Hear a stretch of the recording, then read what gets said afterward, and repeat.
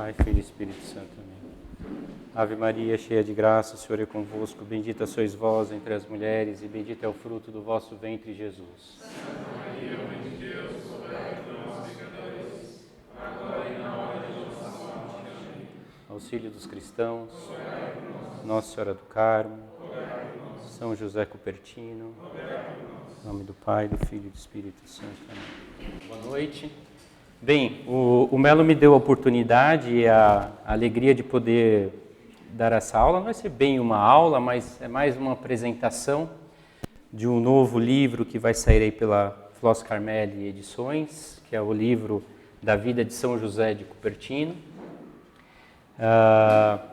Não sei se todos aqui já ouviu falar deste santo, mas ele é um santo muito famoso na Itália e, enfim, ele tem uma glória universal por ser o protetor dos estudantes e também o protetor dos aviadores, né?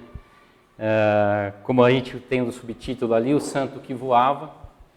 Deus deu para ele um grande dom de ter êxtases, e esses êxtases eram acompanhados por levitações assim extraordinárias, né?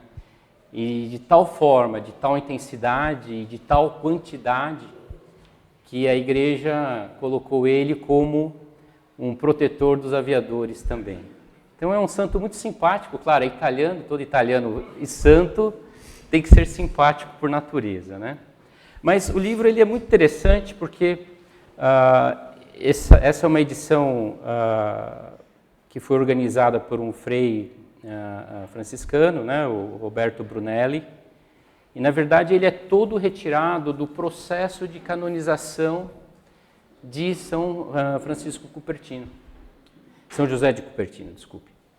Então, todo o livro ele é de relatos. Esses relatos são relatos juramentados, porque fazem parte do processo de canonização de São José. Então, não é apenas um texto biógrafo, de biografia do santo, mas são relatos da vida dele. Então é muito interessante, a leitura é muito agradável, porque não é só um panegírico, né, exaltando as virtudes do santo, mas são de fato relatos da vida dele. Então, para dar uma canjinha aqui do livro, né, antes de a gente começar propriamente na vida, o coroinha dele estava ajudando ele na missa, né? E ele sai então correndo para a sacristia e fala assim: "O que vamos fazer? Perdemos Frei José. Se não forem chamá-lo, ficaremos com ele a manhã toda sobre o altar."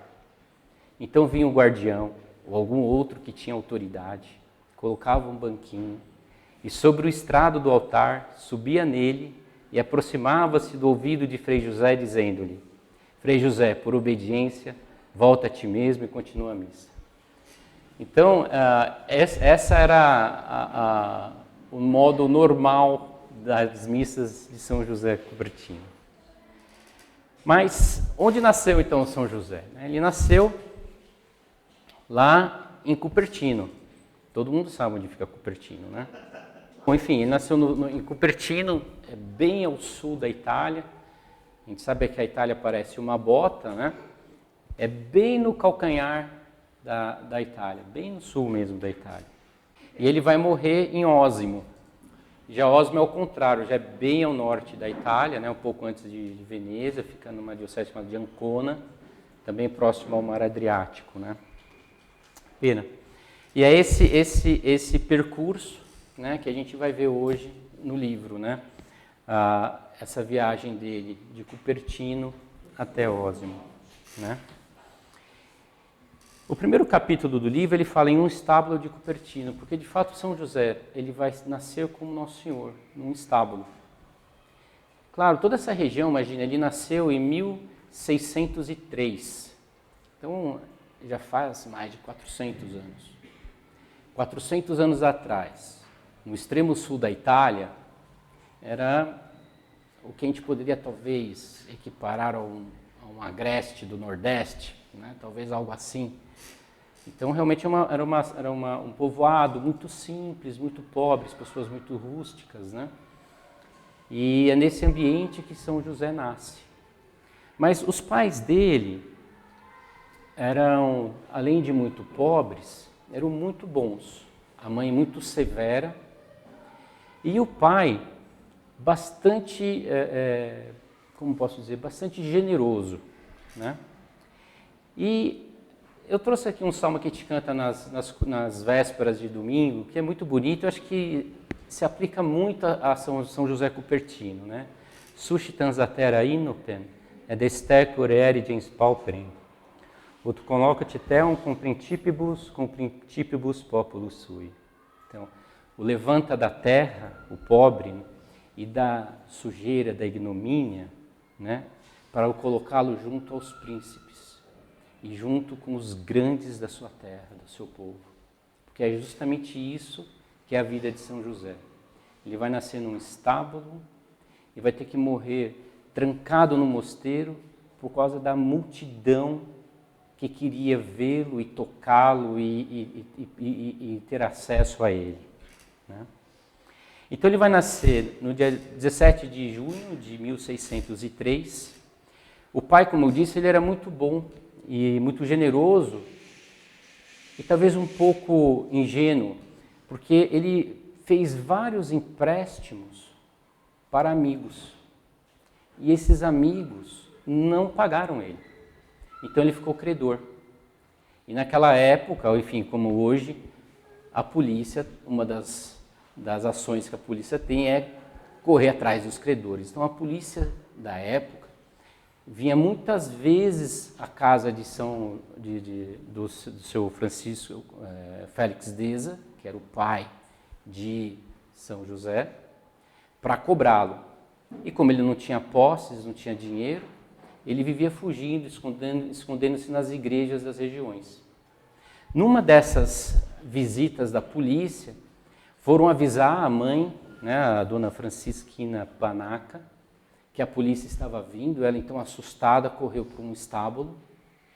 E lá, então, por causa do medo, por causa de toda a situação, ela entrou em trabalho de parto. E é assim, então, que nasceu o São José Cupertino. Esse aqui tem até hoje lá, né, a ata de batismo dele. E em Cupertino, essa é o estábulo que ainda hoje é preservado, onde ele nasceu. Então, de fato, uma vida bastante pobre, bastante sofrida, né? Ele, durante a juventude dele, a infância dele, também não foi sem sacrifícios. Ele teve um câncer na parte de trás que virou uma gangrena e que, por conta disso, se infeccionou e cheirava muito mal e tinha vermes. Então ele não podia frequentar a escola. Frequentou pouquissimamente a escola. Então, desde cedo ele tinha alguns êxtases, mas ele nem sabia o que era isso. Então, um dia ele teve uma aula de canto e a professora tocou um órgão e aquilo inflamou ele e ele então ficou extasiado com a boca aberta. E isso era mais ou menos comum quando ele era muito novinho. Então, claro, criança de escola, né? Hoje nós chamamos de bullying, né?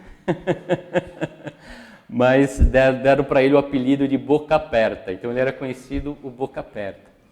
São José também ele era de um gênio assim, rancoroso, né? Então ele se envolvia em bastante brigas lá com os amigos e a mãe sempre com um terço na mão, diz os relatos, e o bastão no outro.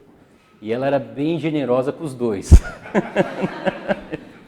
Ela era fervorosa e bem generosa. Tanto é que depois, no futuro, São José Cupertino vai dizer que a mãe dele foi o melhor noviciado da vida dele, foi a mãe dele, que exatamente ela era muito rigorosa com embora muito simples, muito rigorosa com as coisas de Deus.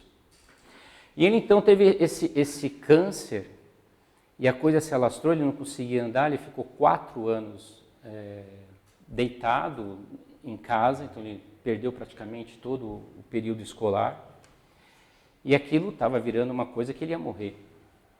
E por essas épocas, quando ele tinha 6 para 7 anos,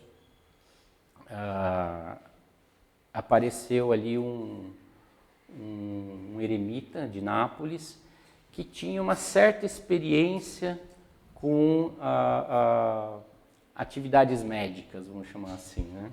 Curava câncer, só isso. Só isso.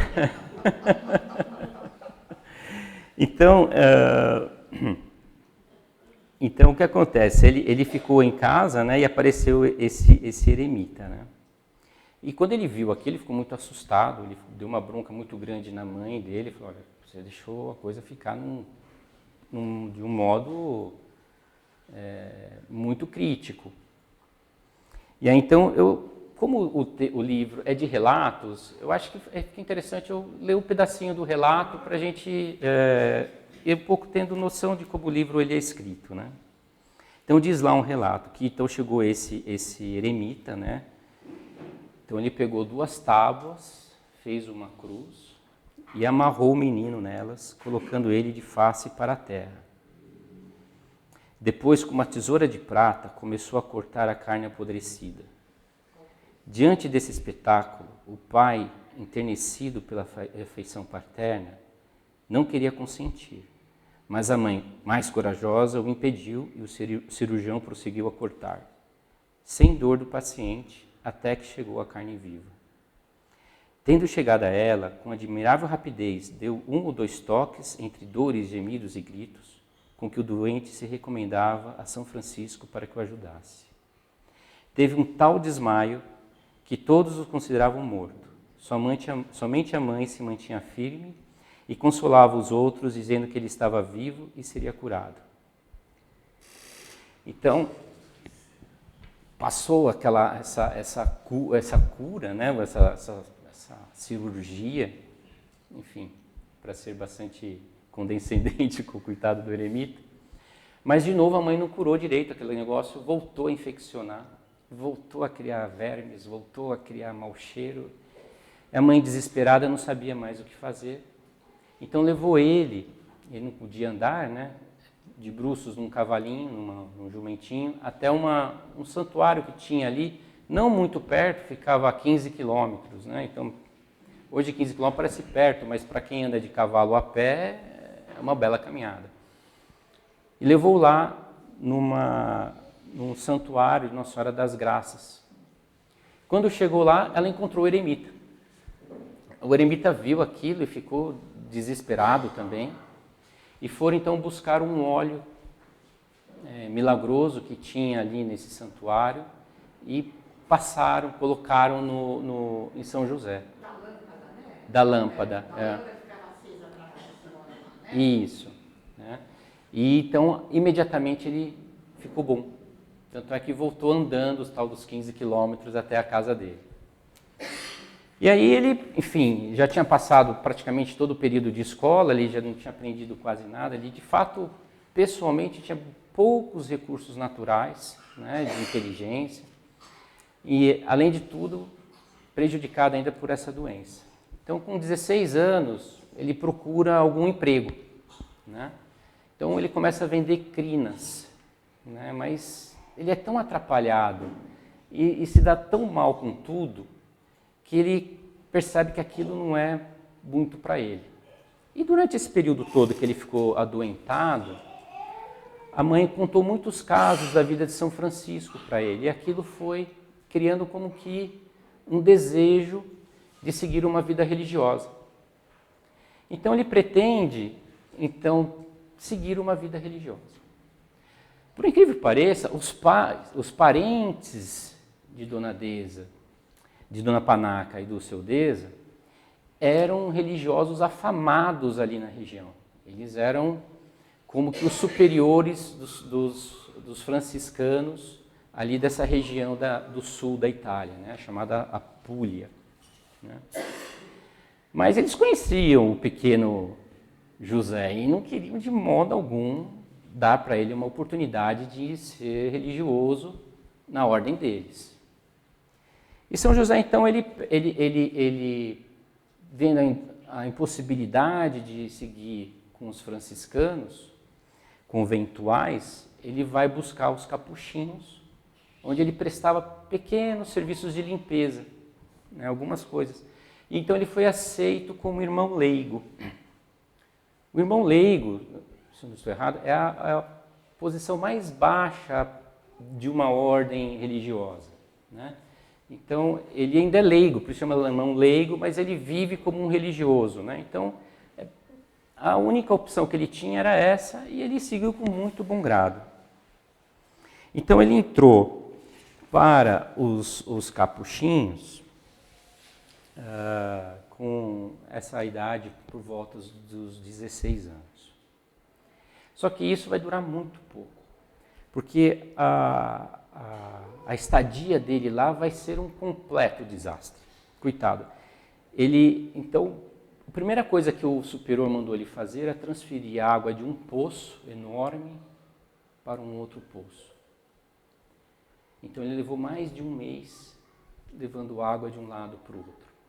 Então, tudo isso é um certo costume nas ordens religiosas, treinar ou testar a paciência e a obediência desses religiosos que estão entrando, né? E ele fez isso com muita alegria. Mas a hora que começou a fazer outros trabalhos, né, começaram a ver os problemas que ele tinha. Então, por exemplo, todo dia ele colocava o pão preto para o superior e o pão branco para os irmãos. O pão preto é um pão mais rústico, pior qualidade, então normalmente era o pão do convento e os superiores tinham o pão branco. E quando foram então falar com ele, ele não sabia distinguir qual era o pão preto e qual era o pão branco. Então, e ele errava sempre. E quebrava tudo era uma confusão. Então, uma vez pediram para ele pegar uma lenha, aí ele foi correndo, pegou a lenha que estava no fogo, então derrubou o caldeirão, que esparramou tudo. Enfim, então ele causava tanta quebração das coisas do mosteiro que então o superior começou a pendurar as coisas quebradas no pescoço dele. Então ele andava quase curvado de tanta coisa que ele tinha pendurada, né? Ele causava até piedade no povo, que queria até restituir o que ele quebrava para o mosteiro. Mas enfim, isso foi crescendo, e então os superiores viram que ele não tinha condição de continuar, e 9 meses depois ele foi mandado embora. Então, diz lá uma dos relatos, né? Como se multiplicassem tais comportamentos, porque ele tinha aqueles êxtases, né? Então, quando ele entrava em êxtase, caía tudo, né? Frequentemente o deixavam fora das coisas terrenas. Pareceu aqueles padres que estavam diante de um rapaz um tanto tonto e descuidado nas tarefas a ele confiadas, e que não podia satisfazer as suas exigências. Pouca pontualidade, descuido, negligência, falta de operosidade, vasos quebrados com muita frequência e outras coisas semelhantes. Então, pediram para ele sair, teve uma pequena reunião entre os irmãos e decidiram mandá-lo embora, né? Diz o companheiro dele de quarto que quando ele precisou tirar o hábito, parece que estava arrancando a carne dos ossos dele. E aí, então, não encontraram nem o chapéu, as meias nem o sapato. E aí ele foi embora. Aí ele não tinha coragem de voltar para a casa da mãe. Aí ele foi procurar o tal do tio. Eram 2 dias de viagem, né? O tio que era importante no outro convento. Todos os tios deles eram importantes. Eram 2 dias. Então ele chegou lá, foi andando dia e noite sem parar. Sem sapato, sem meia. A hora que ele chegou perto lá do povoado, ele viu uma cabaninha, ele foi pedir um pedaço de pão. A hora que o fulano espiou e viu ele, pensou que era um ladrão, soltou os cachorros em cima dele. Então, roeu todo o resto dos trapos da roupa dele, né? E aí foi assim que ele se apresentou ao tio. Quando o tio viu, foi outra pancadaria nele, né? Então, o tio era muito bravo, e, enfim, aquilo... E, além de tudo, falou que o pai dele tinha morrido. E pelas regras jurídicas dali daquele sul da Itália, ele ia herdar as dívidas do pai. Então, além de tudo, precisava pagar as dívidas do pai.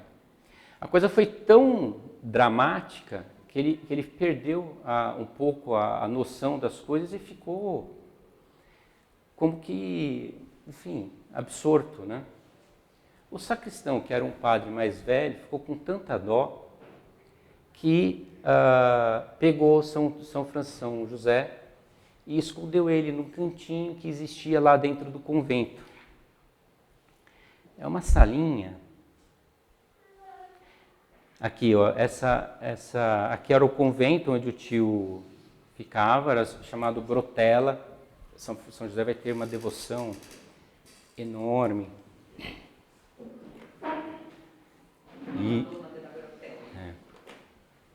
E ele ficou escondido 6 meses nesse, enfim, espaço, né?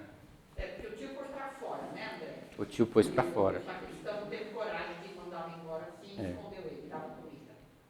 Escondido do tio. Escondido do tio. E ele ficou aqui então por 6 meses sendo tratado pelo sacristão. E o sacristão então viu a piedade de São José. O quanto ele estava conformado com tudo aquilo, ele não se revoltava. E então ele começou a ter uma empatia por São José Cupertino. E viu, puxa, esse moço é muito bom. E aí, conversando com São José, falou, eu vou conversar com o seu tio. E de fato foi, e o tio recebeu bem. Então decidiu dar para ele um hábito terciário da ordem, que também era o hábito mais simples que tinha ainda durante a ordem.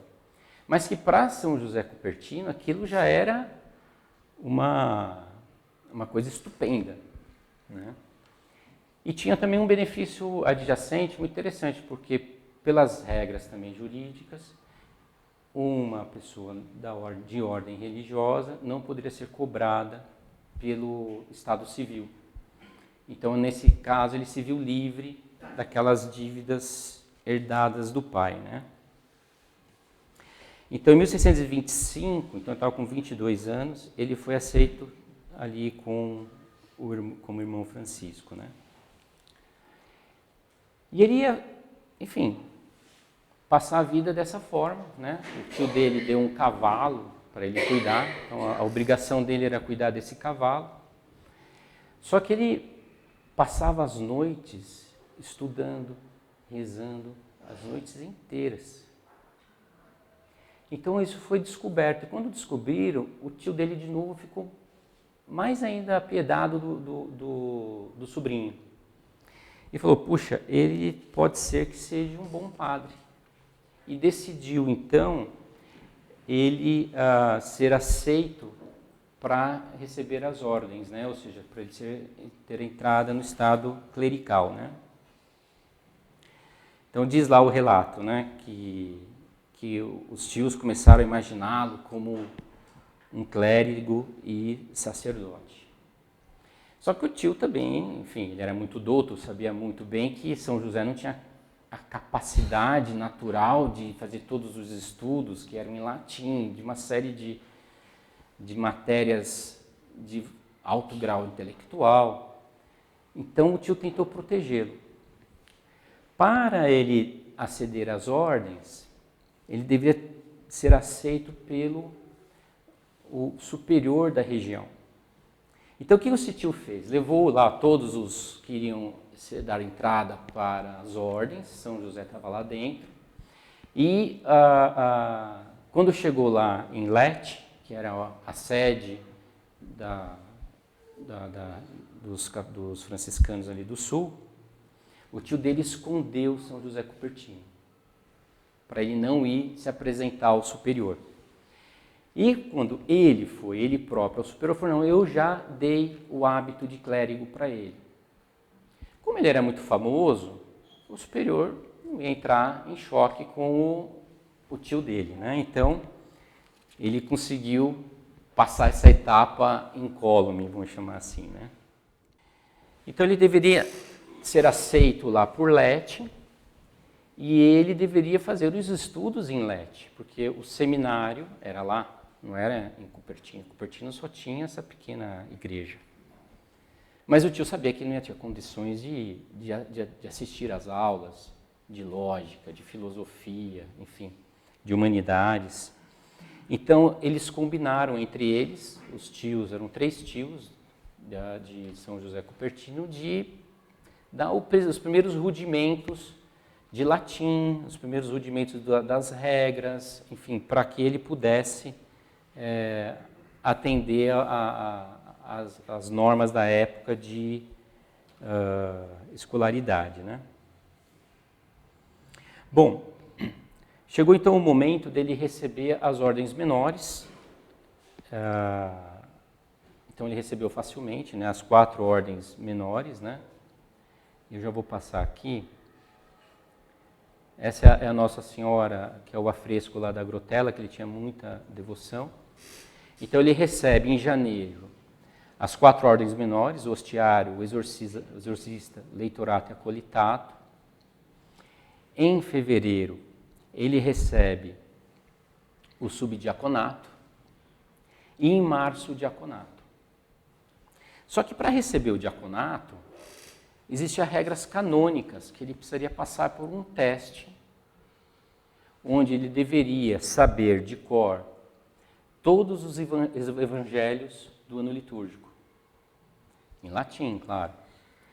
E que então o teste consistiria no bispo escolher a esmo um evangelho do ano litúrgico, onde então ele deveria recitar aquela palavra e fazer uma exortação sobre aquele trecho, né? Então diz lá o depoimento, né? Os sagrados cânones não permitiam elevar-se a tal ordem sem um prévio e rigoroso exame. O candidato deveria ler e explicar um trecho do evangelho de uma missa, escolhido a esmo. Frei José, dispondo de parca memória e um latim rudimentar, conseguiu com muito custo decorar apenas alguns versículos de um único evangelho, o menor do ano litúrgico. Recomendou-se vivamente a Santíssima Virgem da Grotella. Passou a noite rezando. Quando o bispo abriu o missal, seus olhos e ouvidos não puderam acreditar. O pequeno trecho que deveria dizer era o Evangelho de São Lucas. Era o único que sabia. Beatus venter que te portavit. Então, era a única coisa que ele sabia. Então, o bispo abriu o missal e falou, leia isso. Era a única coisa que ele sabia. Então, ele conseguiu. E aí, então, ele foi declarado idôneo. Ele foi, então, declarado idôneo e recebeu o diaconato em março de 1627. Ele teria um ano, então, para depois receber o presbiterato e ser ordenado sacerdote. Só que aqui era um pouco diferente, porque ele deveria fazer toda a parte do seminário maior, né? Então, a parte de teologia, enfim, moral. Então, de fato, é muita matéria e ele simplesmente não conseguiu estudar nada. Então, ele estava atormentado, mas ele tinha uma certa confiança, porque o tio dele era muito famoso e muito hábil, né? E muito, enfim, fazia muito bem todas as conexões, né? Então, ele acreditava que o tio dele podia ajudá-lo nessa hora, né? Mas, para deixar a coisa mais terrificante ainda, veio a notícia que o bispo, amigo do tio, não poderia fazer os exames naquela data. Então, ele deveria fazer os testes por um bispo mais severo ainda, que era um bispo de Castro, um tal de Monsenhor Dete, que era o terror dos estudantes, dos seminaristas. Então diz o relato, né, que Frei José passou a noite sem dormir, em trépida oração. Chegado o momento, os candidatos alcançaram um excelente desempenho, induzindo o bispo a examinar com perguntas ainda mais difíceis os próximos. Então, além de ser um bispo difícil, a coisa ficou ficando pior. Frei José estava convencido que dessa vez não seria aprovado. Não, dessa vez não vai dar. Então, o extraordinário ocorre. O bispo, satisfeito com a ciência dos diáconos examinados, e chegando um mensageiro naquele momento, com notícias de máxima importância, resolve encerrar a banca, considerando todos igualmente aprovados, inclusive Frei José. O livro fala assim, todos aprovados. No site lá dos franciscanos, lá de Cupertino, diz que eram 5 os alunos que iam se prestar, né? O vestibular lá para passar. Isso aconteceu no quarto. Quer dizer, foi nele, não é que passou outros. Né? Então, o São José depois ele vai dizer na vida toda que ele dizia assim, né, que ele era ignorante e que foi promovido às ordens sagradas, ao sacerdócio, pela graça mais singular de Deus e da Santíssima Virgem. Então, esse é um dos motivos porque ele é considerado o patrono dos estudantes. Né? Um dos relatos conta que o tio sabia que ele nunca ia poder pregar, mas é que tinha muita necessidade de padre para dizer missa. Eles tinham muitas missas para dizer. E ele achava, isso ele pode fazer, dizer a missa ele vai dizer com muita piedade. Então, ele não precisa saber muita coisa para dizer a missa. Então, é por isso que ele resolveu ordenar. Não é que o padre, Foi negligente. não, que o tio dele, tá, entendeu? Assim, achando, não, deixa de qualquer jeito. Ele achava que ele não vai conseguir pregar, talvez ele não possa nem confessar, mas dizendo isso ele pode e ele vai dizer a missa bem. Então, por isso que ele tinha resolvido que ele ia ser padre. E aí Deus quis, né? Deu razão para o tio. Bom, enfim, o tio muito sábio realmente, né? Porque enxergou nele as qualidades para ser padre, né? Depois no final, enfim, tem umas citações dos papas mostrando o quanto isso é verdadeiro, né? Que saber muito pode ser muito bom, mas muito ruim. E ser muito bom, mesmo que não saiba muito, é muito bom. Né? Então ele passou, ele foi ordenado em 28, e ele, enfim, como a madre comentou, a vida dele era rezar a missa, os trabalhos mais simples do convento ele que fazia, então ele varria, limpava as coisas, ele se ocupava das coisas mais simples. Em 1630, vai acontecer o primeiro êxtase dele em levitação. Era uma festa em 4 de outubro de 1630, onde ele então ficou conhecido pela segunda vocação dele, que eram os êxtases e as levitações. Então diz o biógrafo, né? Um dia, não muito após a festa de São Francisco, na igreja que aqueles padres possuem em Cupertino, José estava vestido com a capa pluvial para dar início à procissão. Imerso em oração, foi tomado de um grande impulso espiritual, com um maravilhoso arroubo e grande voo para o alto, até a altura do púlpito. Nessas igrejas o púlpito fica bem alto, né, elevado, na presença de todo o povo reunido para aquela solenidade. Enquanto assim estava o servo de Deus, ressoaram em seu coração essas palavras muito bem entendidas por ele. Eu quis que todo o povo veja o teu êxtase, e deste modo todos saibam que tu fazes penitência. Por isso, deixando de lado todo e qualquer respeito humano, deixa livremente todas as coisas terrenas e ocupa-te somente em servir-me. Então, José, avisado pelo Senhor, dirigiu-se imediatamente para a casa de sua mãe e, tendo despido da roupa que então trazia sob o hábito, deixando as calças e a própria camisa, ficou apenas com as sandálias e o hábito religioso. Bom, imagina nós numa missa e de repente um padre levita na altura do púlpito.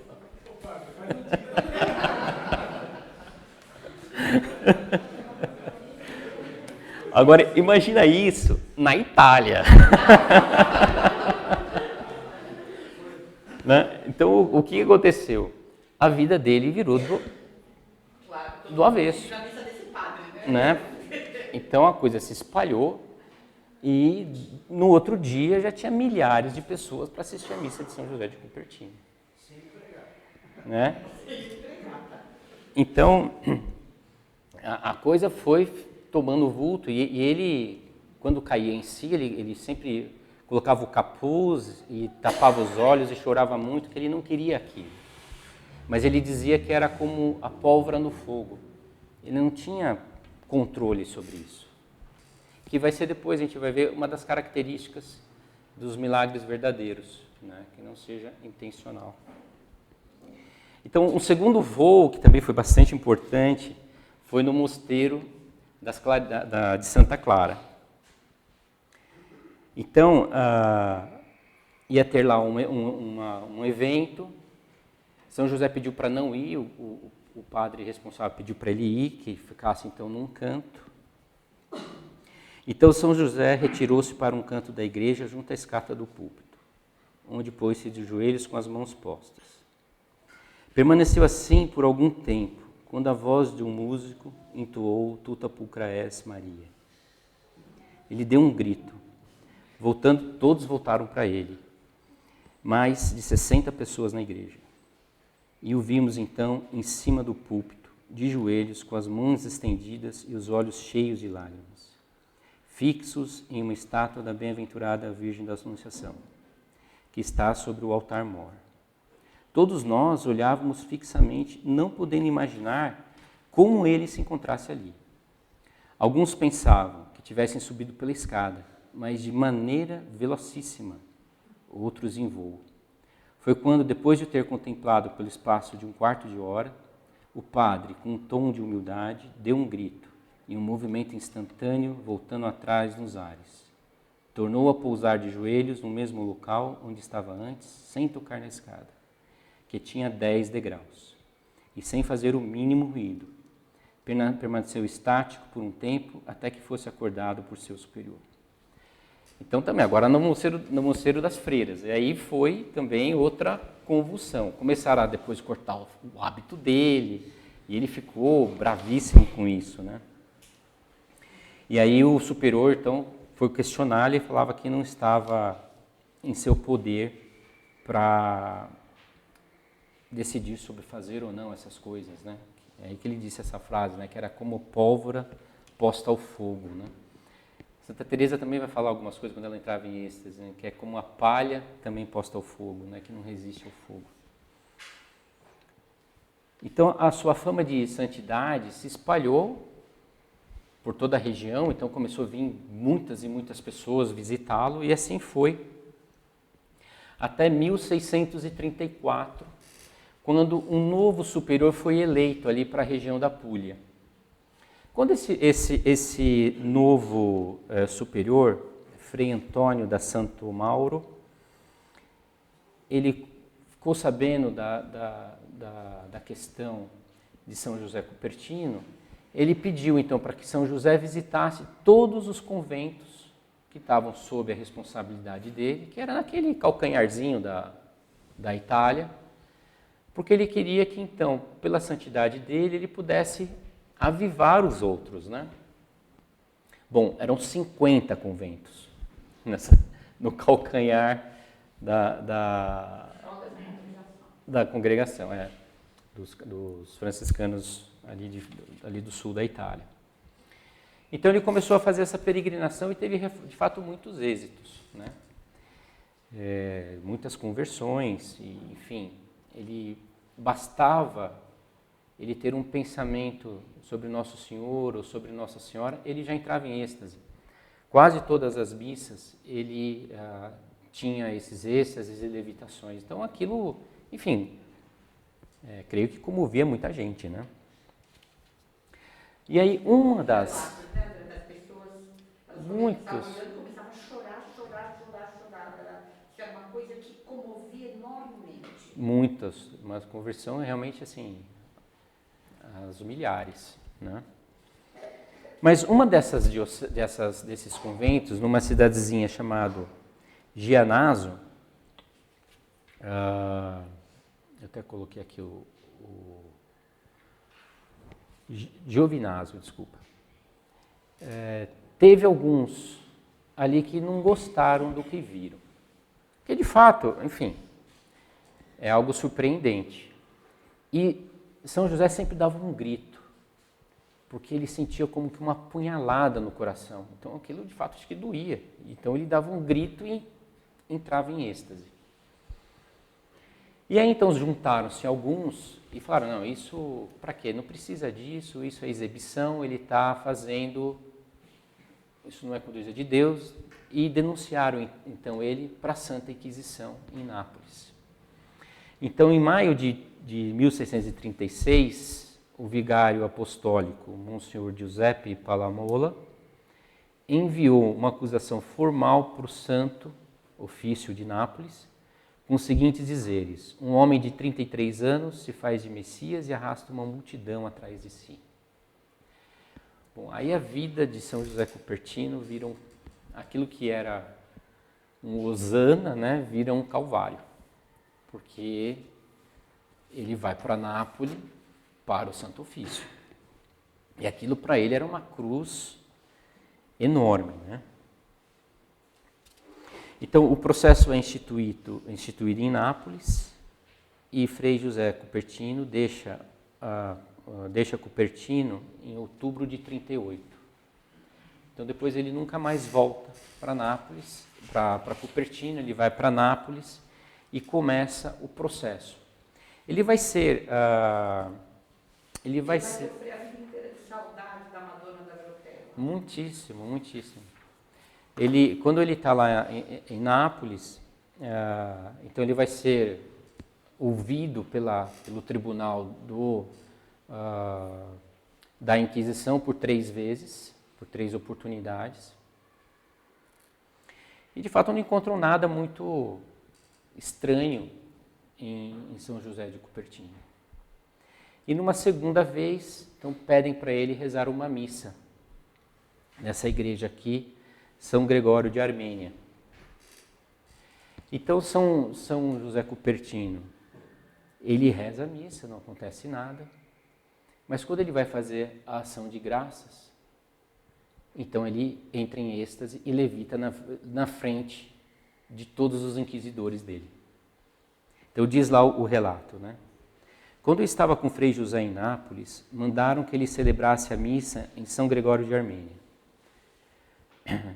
mosteiro de monjas, por determinação do poder inquisidor. Ele foi e celebrou a missa na capela secreta. Terminada a missa, ajoelhou-se em canto da igreja. E o altar estava pomposamente adornado com muitas velas, flores e relíquias. Frei José deu um grito e voou, e se pôs com os pés sobre o altar, com as mãos estendidas em forma de cruz, inclinado para as velas e as flores. As monjas começaram a gritar, dizendo que ele iria se queimar. E eu, que estava presente, lhes disse para não tocarem nele. Depois de ter ficado assim, deu um novo grito, tornou a voar e pôs de joelhos no meio da igreja. E com os joelhos ele girava velocissimamente, para grande espanto de todos. Depois entrou num êxtase e eu o chamei e ele voltou a si. Bom, o tribunal se convenceu da santidade de São José, mas também se convenceu que não era possível deixar não vou dizer um santo, porque ali não é santo, mas assim, com tantas graças místicas, de uma forma sem um tratamento especial. Então o tribunal ordenou que ele fosse para Assis, que ele saísse lá de Cupertino, que era muito pequenininho, e fosse então para Assis.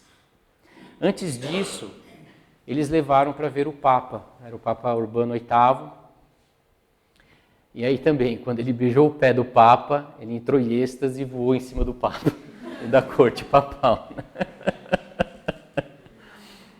Bom, ele foi para Assis e havia uma série de regras que ele deveria seguir. Ele não deveria conversar com nenhuma pessoa, ele não podia ter contato com ninguém, ele deveria viver isolado, né? Mas isso, na Itália, não funciona. Ninguém podia assistir a missa dele. Cada padre só conhecia uma pessoa que dava um jeitinho. Bom, aqui o livro, enfim, conta dezenas de casos, porque todo mundo conseguia uma permissão para ir ver São José Cupertino, né? Então, quando ele chegou lá em Assis, enfim, maravilhosa aquela igreja, né? As pinturas lá do Giotto. A hora que ele viu aquilo, ele levitou e ficou no ar suspenso um bom tempo, né? E aí, enfim, Assis é muito movimentado, aquilo tudo foi se espalhando a notícia, então virou também confusão. Só que o guardião, né, que é o nome do superior ali de Assis, ele não tinha muito o que fazer, porque ele, enfim, as pessoas iam, não vou permitir as pessoas virem, então ficou aquela confusão. Então ele escreve para o Santo Ofício, dizendo que está insustentável, que ele tem a obrigação de manter São José Cupertino distante, mas ele não consegue. E viam lá autoridades, então vinham nobres, vinham reis, ele converteu vários pecadores assim públicos, né, nobres, ortodoxos, ele converteu, né, um protestante, né, lá da Saxônia, daqueles países protestantes, né, então, enfim, virou o caos. E aí o guardião escreveu para o Santo Ofício. Então o Santo Ofício começou a fazer, a ordenar que ele mudasse de Assis para um outro convento, né? Um dos casos lá de Assis é esse almirante de Castela, também, que eram nobres que foram lá e, enfim, ele teve um êxtase na frente. Já está se aproximando aqui, mas vamos tocando. Bom, então ele ficou 13 anos em Assis, né? É bastante tempo. E aí então ele foi mandado de Assis para um conventinho na beira de um penhasco chamado Petrarúbia. Então era dificílimo acesso chegar ali. Foi transferido para lá de noite, sempre de noite. Ninguém sabe onde estava indo. Mas no dia seguinte já tinha gente acampada para assistir a missa dele. Não, é impossível. Então, só que aqui a coisa ficou assim de tal forma, porque de fato a gente vê até hoje como é que é lá, é muito rústico, muito simples. E vinha aquela multidão de pessoas que faziam tendas e começaram a ficar lá. Então, quando o padre ia rezar a missa, eles subiam no telhado, tiravam as telhas da igreja, faziam buracos no muro para poder ver São José rezando a missa, né? Então ele foi de lá, então ficou insustentável e de novo aí ele foi movido para um outro convento chamado Fossombrone, já um pouco maior. Ele já tinha uma cela com uma capelinha. Só podia celebrar isso lá. Ele só podia celebrar lá. Então eles conseguiram resolver esse problema do acesso das pessoas a São José de Cupertino. Mas, em 1655, o Papa, que era o Inocêncio X, morre e é elevado ao Papa o bispo da diocese de São José de Cupertino, da diocese natal dele, né? O cardeal Chigi, que pegou o nome de Alexandre VII. E os padres, o convento de Fossombrone não era bem a da ordem de São José, então os conventuais, que era a ordem dele, reclamavam muito para que ele voltasse. E o bispo Diósimo, que era sobrinho do Papa, pediu então a permissão para que levasse São José de Cupertino lá para Ósimo. Então, claro, sobrinho do Papa, ele conseguiu a permissão para levar. Mas aí foi todo um aparato militar para levar ele para Ósimo. Eles só andavam de madrugada, de noite, quando não tinha ninguém nas ruas, né? Então, quando estavam chegando próximo a Ósimo, os conventuais tinham como um sítio de recreação. Então, para não chegar de dia, eles passaram um tempo nesse sítio. E nesse sítio, São José teve uma visão. Ele viu uma cúpula ao longe, onde muitos anjos subiam e desciam aquela cúpula por vários, em uma profusão enorme, né? E ele perguntou o que era aquela cúpula. Então, foi falado para ele que era, então, a igreja de Loreto, onde está a casa de Nossa Senhora, né? Enfim, a casa de Nossa Senhora, ela foi levada pelos anjos lá de Belém para Loreto. Então, a hora que ele soube disso também, ele teve um êxtase e levitou altissimamente. Por fim, então, colocaram ele no convento de Ósimo, onde ele repousa até hoje. Obviamente, eu estou pulando um monte de casos, porque acho que a ideia é que todos comprem um livro e leiam, né? E leiam. Então, ele ficou em Ósimo. Aí sim, em Ósimo também ele tinha um quartinho, uma capela, que ele ficou lá até a morte dele, que foi em 18 de setembro de 1663. Né? Então, é um santo assim... Sim, eu acho que era uma morte assim, de uma idade mais ou menos comum naquela época, né? Porque até no Veni Sancte Spiritus, a gente pede ao Espírito Santo o sagrado septenário, né? Para que se alcançasse os 70 anos, né? Quer dizer, pessoas com 70 anos naquela época, acho que não era uma coisa muito comum. Enfim, ele foi beatificado por Bento XIV, em 1753, uns 80 anos depois. Bento XIV é interessante falar, foi um dos papas mais eruditos que a Igreja Católica teve. E a especialidade dele era justamente a beatificação e a canonização dos santos. Ele tem uma obra vastíssima, são acho que 14 volumes enormes, onde ele faz todo o processo, né, de beatificação e canonização. Ele que faz toda a compilação das regras, né, de canonização. Ele era uma coisa assim, bastante... Diz que depois de Santo Tomás, ele, termo assim, intelectual, era o Próspero Lambertini, né? Então foi ele que fez o processo. Então isso é interessante, né? Enfim, saber que foi ele, um papa dessa estatura, que fez o processo de São o José Cupertino. Um outro que ele fez foi nada menos que São Pio V, né? 1753. Então, Pio IX, na encíclica para os sacerdotes, ele fala, né, que a santidade é o principal e mais importante dom do padre católico. Sem ela, outros dons não irão longe. Com ela, mesmo supondo que outros dons não sejam escassos, o padre pode fazer maravilhas. Temos o exemplo de São José de Cupertino. Então, enfim, de fato, é um santo muito interessante. Os casos são sempre assim muito... Ia muita gente depois confessar-se. Sempre houve muita gente. Porque ele tinha, claro, o dom do êxtase, da levitação, eram os dons mais assim, visíveis e mais impressionantes, né? Mas ele tinha vários outros dons.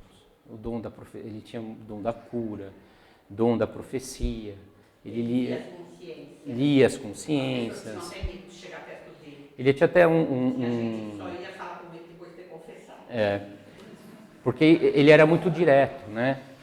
Como ele era muito rústico, então ele como que lia as almas e falava tudo na frente de todo mundo e de uma forma assim, não muito gentil. Então as pessoas assim tinham medo. Depois o superior falou para ele, não, você não pode falar assim com a pessoa. Qual que é a expressão que Então, aí ele começou, em vez de falar que a pessoa estava em pecado mortal, ele falou, olha, você precisa ajustar seu arco. O seu arco não está muito forte, tá? Então, quando ele falou ajustar o arco, quer dizer que estava precisando de uma boa confissão, né? Então, claro que, enfim, eu não sei se no Brasil São José Cupertino ele é muito conhecido, talvez no mundo atual, porque Deus é tão ausente de tudo, talvez não, mas é um santo que está lá, né, as relíquias dele fizeram essa eles chamam de teca, né, onde as relíquias estão lá dentro dos ossos dele e, claro, vão peregrinos do mundo inteiro visitá-los lá, né? Então, ele está em Ósimo hoje. bom, eu teria um outro, enfim, acho que a gente tem um pouquinho de tempo para tratar um pouco sobre a questão dos milagres. Eu acho que é um conhecimento interessante para a gente compartilhar. Porque os milagres sempre foram muito importantes na história, né? Nosso Senhor mesmo, né, falava, não credes em mim, vide as minhas obras. Quando São João Batista foi perguntar para Nosso Senhor se era ele o Messias, a resposta de Nosso Senhor não foi sou. Ele falou, os coxos andam, né, os cegos ouvem, os surdos ouvem, os cegos veem. Quer dizer, são milagres. No Vaticano I, que é um concílio dogmático, ele, no documento sobre o magistério da Igreja, quer dizer, um dos principais documentos dogmáticos do Vaticano I, né, a Dei Filius, olha que interessante que esse parágrafo. Uma vez que o homem depende totalmente de Deus como de seu Criador e Senhor, e a razão criada deve estar inteiramente sujeita à verdade incriada, somos obrigados, quando Deus revela, a prestar-lhe pela fé plena obediência da inteligência e da vontade. Ora, esta fé, que é o princípio da salvação humana, é, como professa a Igreja Católica, uma virtude sobrenatural, pela qual, sob a inspiração divina e com a ajuda da graça de Deus, cremos ser verdadeiro o que por ele foi revelado. Não por intrínseca verdade das coisas, percebida a luz natural da razão, mas pela autoridade do próprio Deus que revela, o qual não pode enganar-se nem nos enganar. Porque a fé, no testemunho dos apóstolos, é a substância das coisas que se esperam, prova das que não se veem. Entretanto, para que o obséquio da nossa fé fosse conforme à razão, quis Deus que o auxílio interno do Espírito Santo se juntasse a argumentos externos de sua revelação, isto é, fatos divinos e principalmente os milagres. Então, claro, aqui nesse trecho tem uma série de termos usados, né, porque filosoficamente é uma época em que está se discutindo muito a questão da verdade relativa, o racionalismo, enfim. Então, o concílio vem dizer que a fé é uma virtude sobrenatural, mas que Deus, a sua bondade, nos dá os milagres para que facilite, vamos dizer assim, a nossa adesão. Agora, como que a gente pode discernir os milagres, né? E aqui Santo Alberto, na Suma Teológica dele, Santo Alberto era o mestre de Santo Tomás, ele quando está discutindo sobre os milagres dos magos do faraó, né, ou dos atos,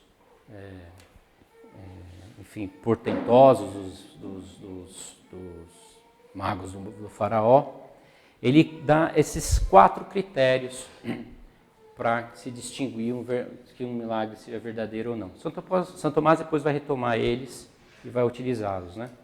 Então, primeiro, que seja obra somente da vontade de Deus.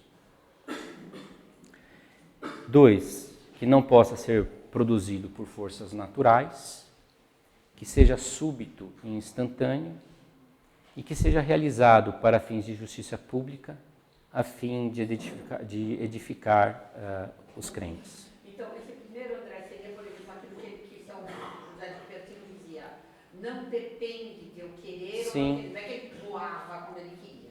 Exato. Não era uma coisa que dependia da vontade dele, mas só da vontade de Deus. Sim. Então, isso é um sinal de que era um milagre mesmo. Ou como aquele Simão, né, que queria comprar os poderes dos apóstolos, né, quando via os milagres, né? Então, essa primeira característica é que Deus é a causa do milagre, né, e não as criaturas, né? Então, ele fala lá no texto dele, né, quia sola divina virtute fieri possunt, ou seja, que só possam ser realizados pelo poder de Deus. Depois, ele tem que exceder as forças naturais.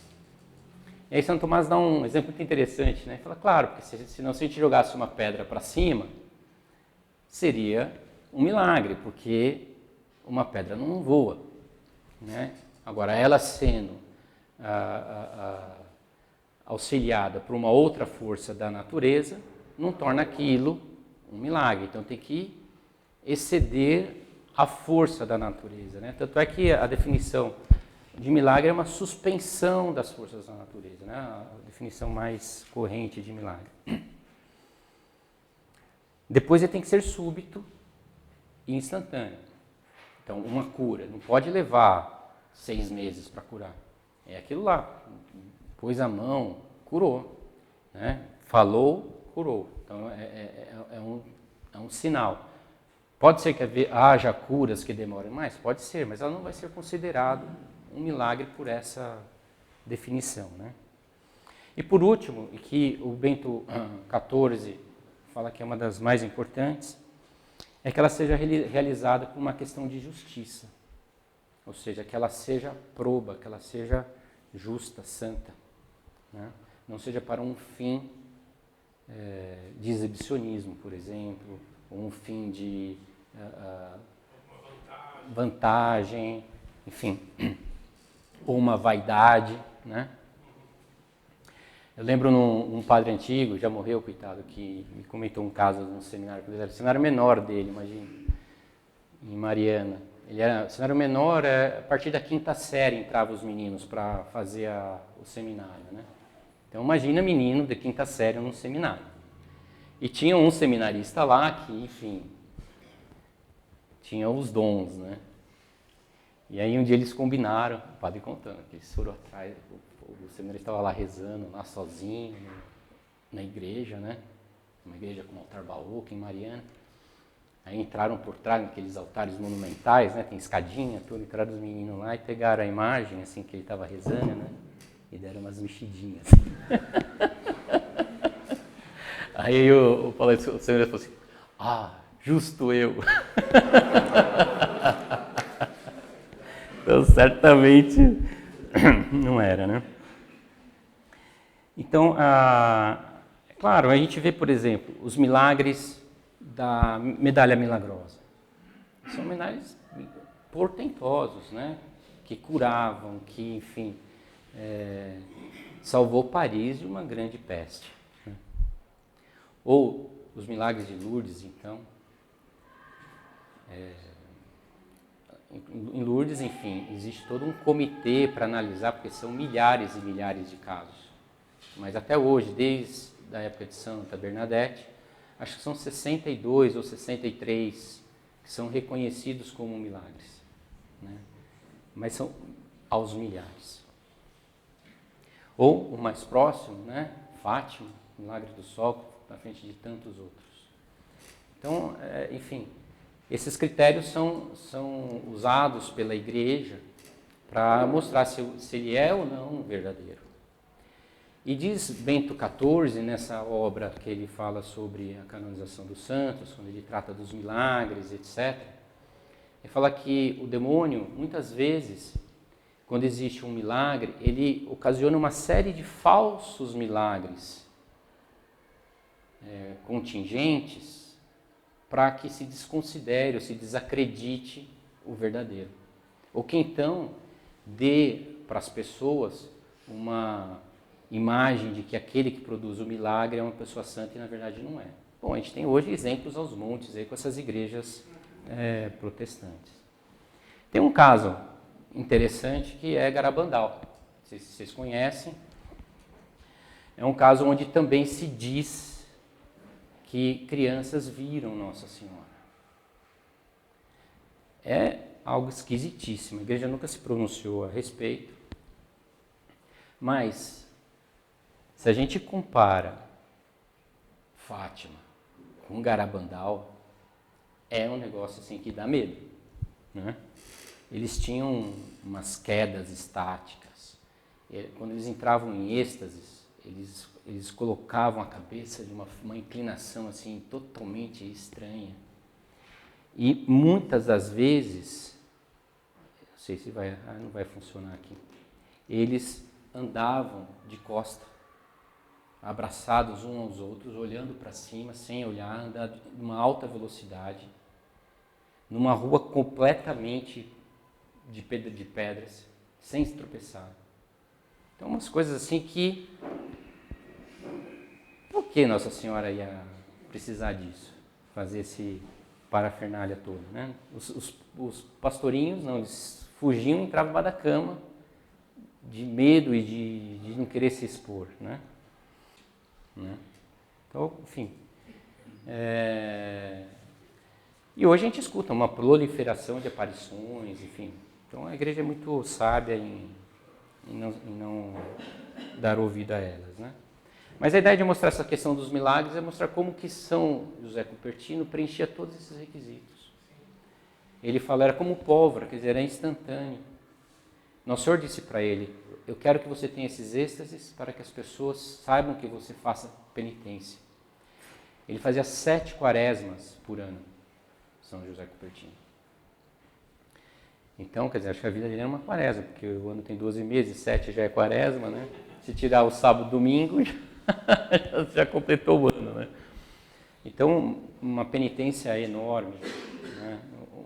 Quando ele voltava dos êxtases, ele se escondia de vergonha e pedia perdão. Falava, eu dormi de novo. Você falava isso, eu dormi de novo. Diz que eu tenho esse problema, eu durmo. Então, enfim, é um grande santo, com milagres muito bonitos, bastante edificantes. Vale muito a pena ler o livro. O livro é uma leitura muito fácil, porque são os relatos, então são testemunhos, né? Então muito bonito. Muitas vezes tem o mesmo caso contado por várias pessoas. Sim. Eu estava lá, aconteceu isso, eu fui por causa disso, daquilo. Uma outra pessoa contando. É bem interessante, bem agradável de ler. Então acho que é uma boa leitura. Então, São José Rupertino, né, rogai por nós. Acho que era isso. Vamos. Em nome do Pai, do Filho e do Espírito Santo. Amém. Ave Maria, cheia de graça, o Senhor é convosco. Bendita sois vós entre as mulheres, bendito é o fruto do vosso ventre, Jesus. Santa Maria, de Deus, rogai por nós, pecadores, agora e na hora de nossa morte. Amém. Nossa Senhora do Carmo, Rogai por nós. São José Cupertino, Rogai por nós.